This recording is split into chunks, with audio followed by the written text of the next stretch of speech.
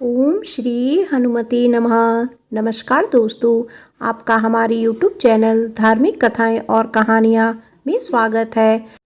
आज मंगलवार के दिन सुनिए हनुमान जी की व्रत कथा।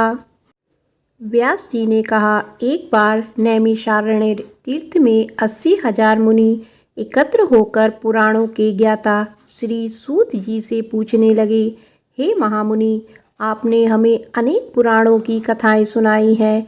अब आप कृपया करके हमें ऐसा व्रत और कथा बताइए जिसके करने से संतान की प्राप्ति हो तथा मनुष्यों को रोग शोक अग्नि सर्व दुख आदि का भय दूर हो, क्योंकि कलयुग में सभी जीवों की आयु बहुत कम है।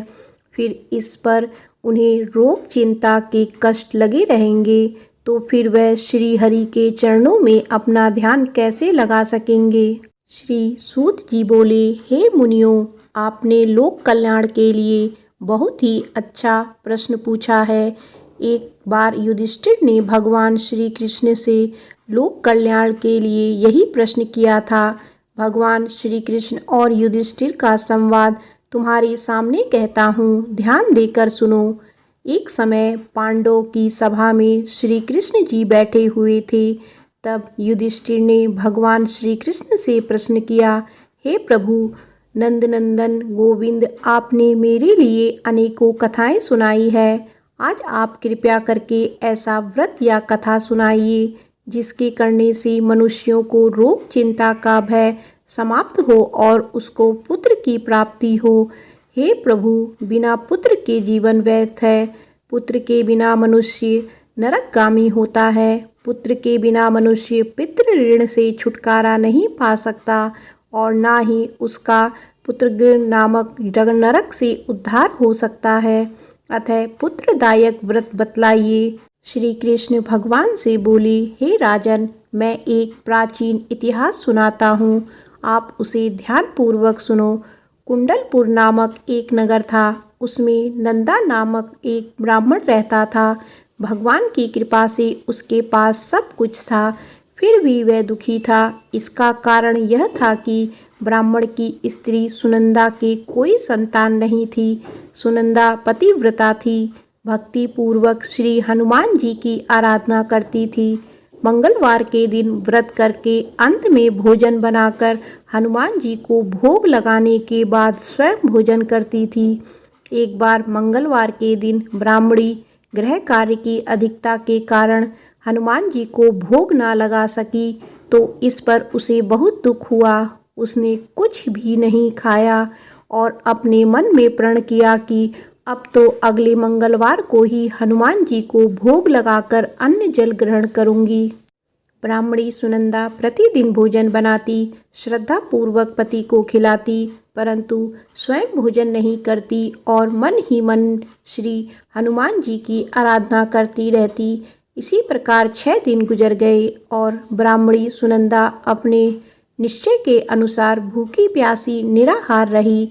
अगले मंगलवार को ब्राह्मणी सुनंदा प्रातःकाल ही बेहोश होकर गिर पड़ी। ब्राह्मणी सुनंदा की इस असीम भक्ति के प्रभाव से श्री हनुमान जी बहुत प्रसन्न हुए और प्रकट होकर बोले, सुनंदा, मैं तेरी भक्ति से बहुत प्रसन्न हूँ, तू उठ और वर मांग।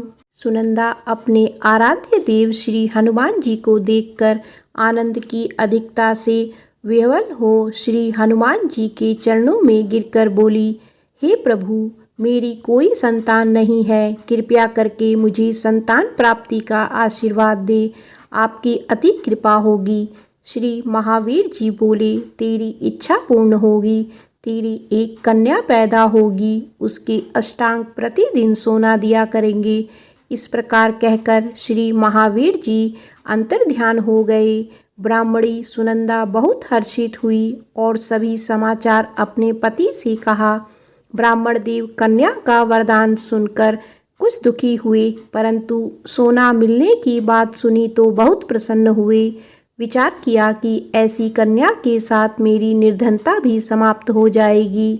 श्री हनुमान जी की कृपा से वह ब्राह्मणी गर्भवती हुई और 10वें महीने में उसे बहुत ही सुंदर पुत्री प्राप्त हुई। यह बच्ची अपने पिता के घर में ठीक उसी तरह बढ़ने लगी जिस प्रकार शुक्ल पक्ष का चंद्रमा बढ़ता है। 10वें दिन ब्राह्मण ने उस बालिका का नामकरण संस्कार कराया।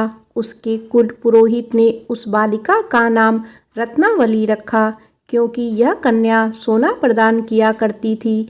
इस कन्या ने पूर्व जन्म में बड़े विधि विधान से मंगल देव का व्रत किया था। रत्नावली का अष्टांग बहुत सा सोना देता था। उस सोने से नंदा ब्राह्मण बहुत ही धनवान हो गया। अब ब्राह्मणी भी बहुत अभिमान करने लगी। समय बीतता रहा। अब रत्नावली 10 वर्ष की हो चुकी थी। एक दिन जब नंदा ब्राह्मण प्रसन्नचित्त था, तब सुनंदा ने अपने पति से कहा, मेरी पुत्री रत्नावली विवाह के योग्य हो गई है, अतः आप कोई सुंदर तथा योग्य वर देखकर इसका विवाह कर दें। यह सुन ब्राह्मण बोला, अभी तो रत्नावली बहुत छोटी है। तब ब्राह्मणी बोली, शास्त्रों की आज्ञा है कि कन्या 8वें वर्ष में गौरी, 9 वर्ष में राहिणी, 10वें वर्ष में कन्या, इसके पश्चात रजस्वला हो जाती है। गौरी के दान से पाताल लोक की प्राप्ति होती है, राहिणी के दान से वैकुंठ लोक की प्राप्ति होती है, कन्या के दान से इंद्र लोक में सुखों की प्राप्ति होती है। अगर हे पति देव रजस्वला का दान किया जाता है तो घोर नरक की प्राप्ति होती है। इस पर ब्राह्मण बोला, अभी तो रत्नावली मात्र 10 ही वर्ष की है और मैंने तो 16-16 साल की कन्याओं के विवाह कराए हैं, अभी जल्दी क्या है। तब ब्राह्मणी सुनंदा बोली, आपको तो लोभ अधिक हो गया है लगता है। शास्त्रों में कहा गया है कि माता पिता और बड़ा भाई रजस्वला कन्या को देखते हैं तो वो अवश्य ही नरकगामी होते हैं। तब ब्राह्मण बोला, अच्छी बात है, कल मैं स्वयं ही योग्य वर की तलाश में अपना दूत भेजूंगा। दूसरे दिन ब्राह्मण ने अपने दूत को बुलाया और आज्ञा दी कि जैसी सुंदर मेरी कन्या है वैसा ही सुंदर वर उसके लिए तलाश करो। दूत अपने स्वामी की आज्ञा पाकर निकल पड़ा। पंपई नगर में उसने एक सुंदर लड़के को देखा। यह बालक एक ब्राह्मण परिवार का बहुत गुणवान पुत्र था। इसका नाम सोमेश्वर था। दूत ने इस सुंदर व गुणवान ब्राह्मण पुत्र के बारे में अपने स्वामी को पूर्ण विवरण दिया। ब्राह्मण नंदा को भी सोमेश्वर अच्छा लगा और फिर शुभ मुहूर्त में विधि पूर्वक कन्यादान करके ब्राह्मण ब्राह्मणी संतुष्ट हुए। परंतु ब्राह्मण के मन में तो लोभ समाया हुआ था। उसने कन्यादान तो कर दिया था, पर वह बहुत खिन्न भी था। उसने विचार किया कि रत्नावली तो अब चली जाएगी और मुझे इससे जो सोना मिलता था वह अब नहीं मिलेगा। मेरे पास जो धन था कुछ तो इसके विवाह में खर्च हो गया और शेष बच गया है, वह भी कुछ दिनों पश्चात समाप्त हो जाएगा। मैंने तो इसका विवाह करके बहुत बड़ी भूल कर दी है। अब कोई ऐसा उपाय हो कि रत्नावली मेरे घर में ही बनी रहे, अपने ससुराल ना जाए। लोभ रूपी राक्षस ब्राह्मण के मस्तिष्क पर छाया जा रहा था। रात भर अपनी शैया पर बेचैनी से करवटें बदलते बदलते उसने एक बहुत ही क्रूर निर्णय लिया। उसने विचार किया कि जब रत्नावली को लेकर उसका पति सोमेश्वर अपने घर के लिए जाएगा तो वह मार्ग में छिपकर सोमेश्वर का वध कर देगा और अपनी लड़की को अपने घर ले आएगा, जिससे नियमित रूप से उसे सोना भी मिलता रहेगा और समाज का कोई मनुष्य उसे दोष भी नहीं देगा। प्रातः काल हुआ तो नंदा और सुनंदा ने अपनी जमाई तथा लड़की को बहुत सा धन देकर विदा किया। सोमेश्वर अपनी पत्नी रत्नावली को लेकर ससुराल से अपने घर की तरफ चल दिया। ब्राह्मण नंदा वहाँ लोभ के वशीभूत हो अपनी मति खो चुका था। पाप पुण्य को उसे विचार ना रहा था। अपने भयानक व क्रूर निर्णय को कार्य रूप देने के लिए उसने अपने दूत को मार्ग में अपनी जमाई का वध करने के लिए भेज दिया था, ताकि रत्नावली से प्राप्त होने वाला सोना उसे हमेशा मिलता रहे। और वो कभी निर्धन ना हो। ब्राह्मण के दूत ने अपने स्वामी की आज्ञा का पालन करते हुए उसके जमाई सोमेश्वर का मार्ग में ही वध कर दिया। समाचार प्राप्त कर ब्राह्मण नंदा मार्ग में पहुंचा और रुदन करती अपनी पुत्री रत्नावली से बोला, हे पुत्री, मार्ग में लुटेरों ने तेरे पति का वध कर दिया है। भगवान की इच्छा के आगे किसी का कोई वश नहीं चलता। अब तू घर चल, वहाँ पर ही रहकर शेष जीवन व्यतीत करना। जो भाग्य में लिखा है वही होगा। अपने पति की अकाल मृत्यु से रत्नावली बहुत दुखी हुई। करुणा क्रंदन व रुदन करते हुए अपने पिता से बोली, हे पिताजी, इस संसार में जिस स्त्री का पति नहीं है उसका जीना व्यर्थ है। मैं अपने पति के साथ ही अपने शरीर को जला दूंगी और सती होकर अपने इस जन्म को, माता पिता के नाम को तथा सास ससुर के यश को सार्थक करूंगी। ब्राह्मण नंदा अपनी पुत्री रत्नावली के वचनों को सुनकर बहुत दुखी हुआ। विचार करने लगा, मैंने व्यर्थ ही जमाई वध का पाप अपने सिर ले लिया। रत्नावली तो उसके पीछे अपने प्राण तक देने को तैयार है। मेरा तो दोनों तरफ से मरण हो गया। धन तो अब नहीं मिलेगा। जमाई वध के पाप के फलस्वरूप यम यातना भी भुगतनी पड़ेगी। यह सोचकर वह बहुत दुखी हुआ। सोमेश्वर की चिता बनाई गई। रत्नावली सती होने की इच्छा से अपने पति का सिर अपनी गोदी में रखकर चिता में बैठ गई। जैसे ही सोमेश्वर की चिता को अग्नि जलाई गई, वैसे ही प्रसन्न हो मंगलदेव वहां प्रकट हुए और बोले, हे रत्नावली, मैं तेरे पति भक्ति से बहुत प्रसन्न हूँ, तू वर मांग। रत्नावली ने अपने पति का जीवन दान मांगा। तब मंगलदेव बोले, रत्नावली, तेरा पति अजर अमर है, यह महान विद्वान भी होगा और इसके अतिरिक्त तेरी जो इच्छा हो वर मांग। तब रत्नावली बोली, हे ग्रहों के स्वामी, यदि आप मुझ पर प्रसन्न हैं तो मुझे वरदान दीजिए कि जो मनुष्य मंगलवार के दिन प्रातःकाल लाल पुष्प लाल चंदन से पूजा करके आपका स्मरण करे, उसको रोग व्याधि ना हो, स्वजनों का कभी वियोग ना हो, सर्प अग्नि तथा शत्रुओं का भय ना हो। जो स्त्री मंगलवार का व्रत करे वह कभी विधवा ना हो। मंगलदेव तथा अस्तु कहकर अंतर्ध्यान हो गए।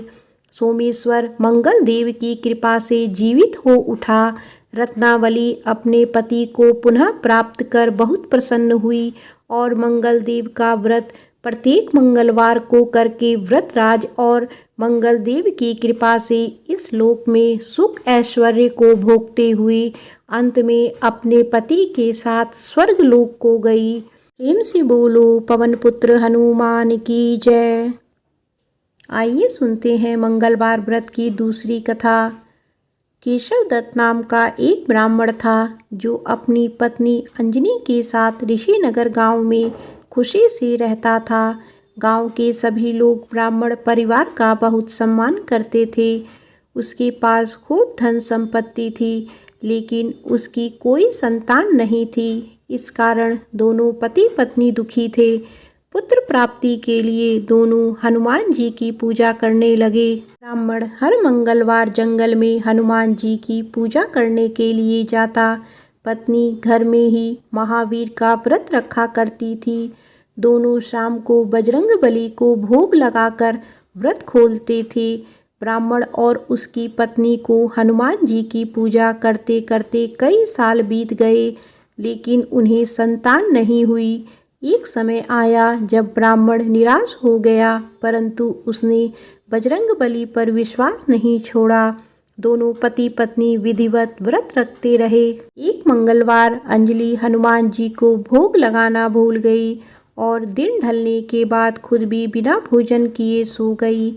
उस दिन ब्राह्मण की पत्नी ने प्रण लिया कि वो अब अगले मंगलवार को भोग लगाने के बाद ही अन्न का दाना खाएगी। बिना कुछ खाए पिए किसी तरह से 6 दिन निकल गए। मंगलवार का दिन आया और कमजोरी के चलते वे बेहोश हो गई। हनुमान जी अंजलि की निष्ठा देखकर प्रसन्न हो गए। बेहोशी में ही ब्राह्मणी को हनुमान जी ने दर्शन दिए और कहा, पुत्री उठो, तुम हर मंगलवार पूरी निष्ठा के साथ मेरा व्रत करती हो। मैं तुम्हारी भक्ति से बहुत प्रसन्न हूँ। इस बात से खुश होकर मैं तुम्हारी मनोकामना पूरी करने का वरदान देता हूँ। तुम्हें पुत्र की प्राप्ति होगी जो तुम्हारा खूब ध्यान रखेगा। इतना कहकर बजरंगबली वहां से अंतर्ध्यान हो गए। तभी अंजलि उठी और भोजन तैयार करके उसने सबसे पहले हनुमान जी को भोग लगाया। इसके बाद खुद भी भोजन किया। केशव दत्त घर लौटा तो ब्राह्मणी ने उसे पूरी बात बताई। पुत्र वरदान की बात सुनकर ब्राह्मण को यकीन नहीं हुआ और वह अपनी पत्नी पर शक करने लगा। उसने अपनी पत्नी से बोला, तुम झूठ बोल रही हो, तुमने मेरे साथ धोखा किया है। कुछ समय बाद ब्राह्मण के घर एक सुंदर पुत्र का जन्म हुआ। दोनों ने उसका नाम हनुमान जी के नाम पर मंगल प्रसाद रखा। ब्राह्मण को हमेशा यही लगता था कि उसकी पत्नी उसे झूठी कहानी सुनाई है और उसके साथ छल किया है। यह सोचकर वह बच्चे को मारने की साजिश करने लगा। एक दिन मौका देखकर ब्राह्मण कुएं पर नहाते जाते समय बच्चे को अपने साथ ले गया। वहां उसने बच्चे को कुएं में फेंक दिया। ब्राह्मण के घर लौटने पर पत्नी ने उससे पूछा, मंगल कहाँ रह गया? वो भी तो आपके साथ गया था। पत्नी के सवाल सुनकर ब्राह्मण पहले थोड़ा घबराया और फिर बोला कि मंगल उसके साथ नहीं था। तभी पीछे से मंगल मुस्कुराते हुए सामने आया। यह देखकर ब्राह्मण दंग रह गया। केशव दत्त को रात को यह सोचकर नींद नहीं आई कि मंगलदास कैसे घर वापस आया। उसी रात बजरंगबली ने ब्राह्मण को सपने में दर्शन दिए। हनुमान जी ने कहा, मेरा प्रिय पुत्र, यह तुम दोनों का ही बेटा है। मैंने तुम्हारी और तुम्हारी पत्नी की भक्ति से खुश होकर तुम्हारी मनोकामना को पूरा किया था। अपने पुत्र मंगलदास को अपना लो और अपनी पवित्र स्त्री पर शक करना छोड़ दो।